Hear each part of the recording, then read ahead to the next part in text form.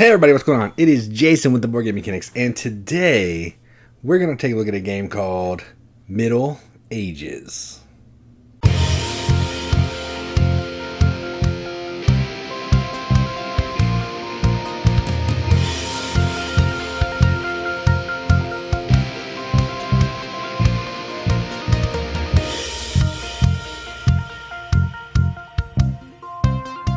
Middle Ages is a game published by Studio H, designed by Marc Andre of Splendor fame. Plays 2 to 5 players in about 30 minutes, ages 10 plus. Now, Marc Andre, you may be thinking, he had a game called Majesty for the Realm. I wonder if this is the follow-up to that. Well, no, this is that game re-implemented into a new package, better production, a few streamlined rules. We'll come back to all that at the end, but basically what you're doing in this game is you are the head of a fiefdom and its future is in your hands. That's on the book here. But basically what you're trying to do is you're sending your lord out to the center of the table and you're going to be drafting these tiles. And each of these tiles are going to be a certain color or icon, and they're going to score in a different way. So if I go out there and I take a farm, I put that on the appropriate section on my board that's a farm, and it's going to score in a couple ways. The immediate power of scoring for farmers, I believe, that are across your whole fiefdom. And that's going to give you coins for every tile or multiple sets of colored tiles that you have in columns. And you're trying to, over the course of, I think, 16 rounds in this one, have the most coins. This one adds some events in that every 4 rounds could be good, could be bad, to help jazz up the game a little bit, but that's what you're trying to do. Get tiles, grow your fiefdom, have the most coins at the end of the game. So, let's go down to the table. See how all that works.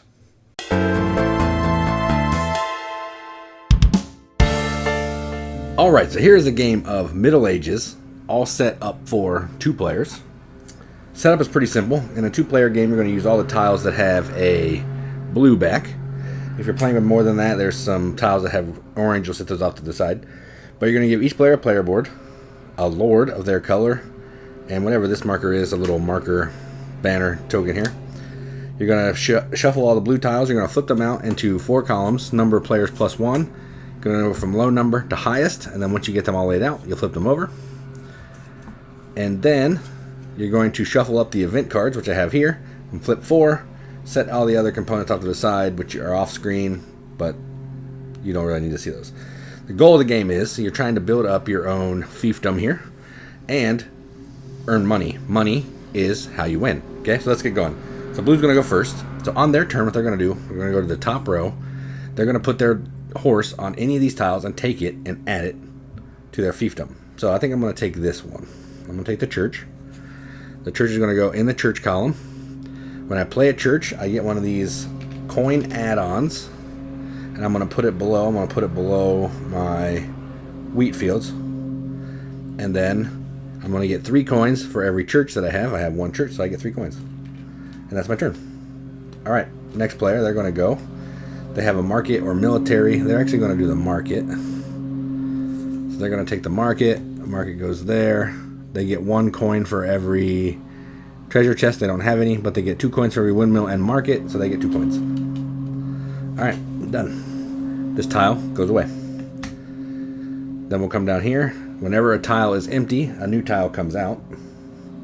A new row of tiles. There's always 4 tiles out. Remember, lowest to highest, so you can see that in action here.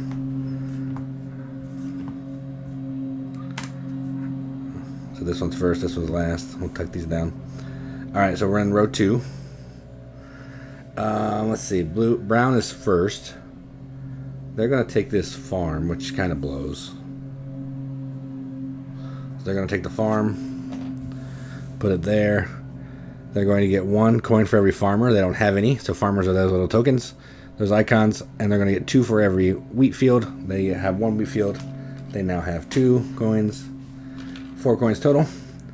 Then I am going to take this green one with the treasure chest. Greens are villages. Villages will let you, sometime throughout the game, a tile may get destroyed, and it will go like face down next to your board here. If that happens, green will let you put them back out on the board. You don't get the bonus, but you get to do that. But I'm also going to get 2 coins for every green and blue tile that I have. I have 1 green, so I get 2 coins. I now have 5 coins. Alright. And again, this tile goes away. We'll put in another, we'll just put those here for now, another row, 14, 16, 19. Okay, so 14, 16, 19. All right. I get to go first. Oh, no, Brown's still first. Brown's going to take the church. So they're going to take the church. The church will give them one of these coin tiles. They're going to put it on the windmill. And they get 3 coins for every church. They now have 7 coins. So there you go. They have 1 church. All right. Now it's my turn. I'm going to take this wheat field here. All right, so I get 1 point per farmer. I have 1 farmer, so I get a coin.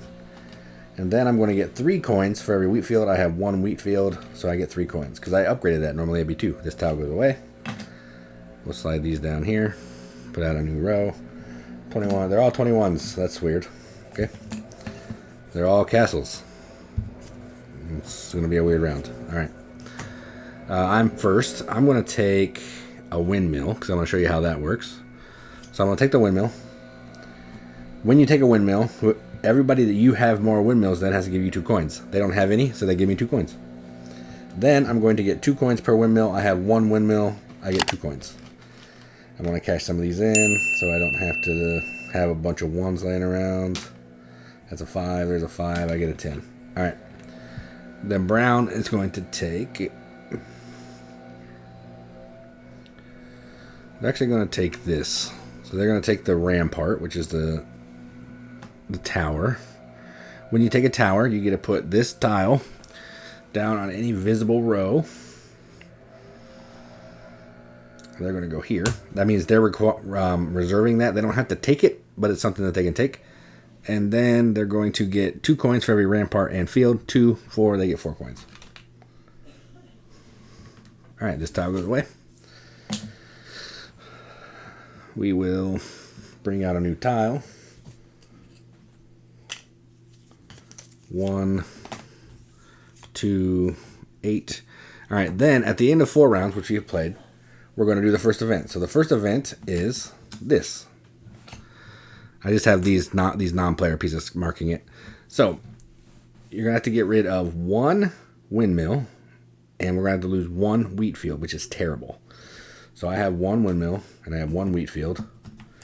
Both of these will go away into my cemetery over here. So now green's going to be more beneficial. They don't have any windmills, but they do have one of these. So they will put that over there. All right, and that's that round. Next round, we're going to get 2 coins for every market and 2 coins for every military. All right, and that's how the game's going to keep playing. We're going to do what we just did 3 more times. We'll play through 4 rounds, do an event, 4 rounds, do an event, 4 rounds, do an event. And then at the end of the game, whoever has the most coins is the winner.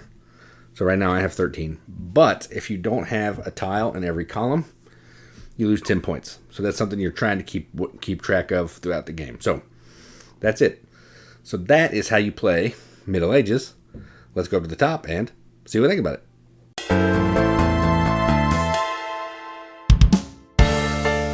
All right, well, that was Middle Ages. So, like I said up at the top, this is a re-implementation of Majesty for the Realm. And I have played that one as well. And basically, they're very similar. Majesty for the Realm has some different components. The way you draft cards is a little bit different. You have these workers that you're going to be putting out, kind of like Century Spice Road style. If you want to pass it, you got to put a worker on it. But most of the buildings play the same way. There is a little bit of a difference at the end of the game. In Majesty, you're going to get points for whoever has the most of each color, like building or domain or whatever. In this one, that's not a thing. But in this one, you're going to lose 10 points if you don't have at least 1 building in every color. So while they're pretty similar, there is a few little tweaks in rules. So that's where I'm going to stop with the comparisons, and we just talk about Middle Ages. So this game is amazing. I enjoy it quite a bit. It's lightning fast. It's easy to teach. It's easy to play. This version here has amazing production. If you watch the playthrough, you can see that each color tile has a different cutout at the bottom, so they can only slot into one section of your board, which is pretty awesome and makes it really easy to know where it goes. There are also some tokens that go under your board, which, you know, they slot into only certain places, and they can give you coins or extra types of icons, which is pretty fantastic. So yeah, the production on this is top notch. The meeples, the tiles, the player board, everything's fantastic. My only real complaint that I have is I actually like that majority scoring. So like if I have 15 or 6 windmills and you have 5, I'm going to get the extra points for the windmill color. I like that. It makes it a little more gamery. I'm always seeing what you're doing, and I have to kind of focus on you and not just do my own thing. So I like that. I miss that. And I also don't know how I feel about the events.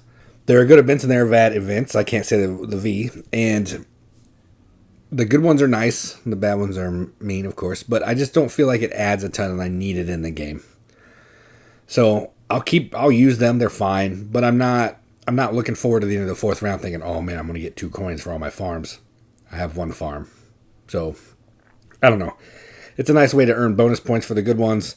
The bad ones can be really mean, like they can destroy tiles, and if you're trying to make sure you have all 7 or 6, all 6 of the tiles, however many there are, and that comes around in the last round and it destroys one, that can be punishing for you. So you can always look ahead. So if you see that you're going to lose a palace, make sure you have 2 palaces so you keep one. But it can be punishing, so just keep that in mind. So I don't love the events and I miss the area majority rule. But other than that, this version's fantastic. I love the art. I love the vibe. The name's fine. Those are the types of games I like to play, games in the Middle Ages. But if that's not your thing, who cares? It's just a name. Look at inside the box, look at the game, look at how it plays, and go from there. So I'm going to give this a BGM accepted seal.